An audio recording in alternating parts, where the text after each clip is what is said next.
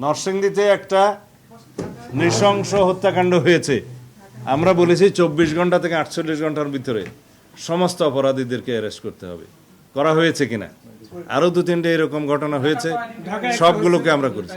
আমরা ঘটনা কি ঘটবো তার আগে তো আমরা গণক নই যেটা জানবো, কিন্তু ঘটনা ঘটার পরে আমাদের দায়িত্ব আমরা পালন করছি কিনা সেটাই হচ্ছে মানুষের দেখার বিষয়।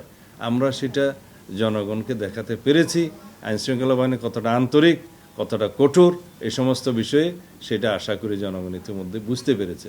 এবং আমি ইনস্ট্রাকশন দিয়েছি, আমাদের ইনভেস্টিগেশনের দায়িত্ব আমাদের, আমরা খুব দ্রুত ইনভেস্টিগেশনের মধ্য দিয়ে এটা আদালতে চার্জশিট দাখিল করব এবং দ্রুততম সময়ের মধ্যে একটা দৃষ্টান্তমূলক ব্যবস্থা, বিচারের ব্যবস্থা করা হবে।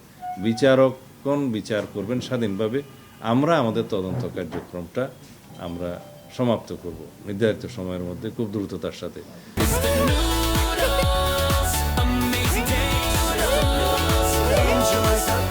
এমন কোনো অপরাধী বাংলাদেশে আশা করি আর উৎসাহিত হবে না এরকম কর্মকাণ্ড করতে, যদি আমরা এই ব্যবস্থাগুলো নিতে পারি এবং দৃষ্টান্ত আমরা দেখাতে পারি, সেই ব্যবস্থাটা আমরা করতে পারি।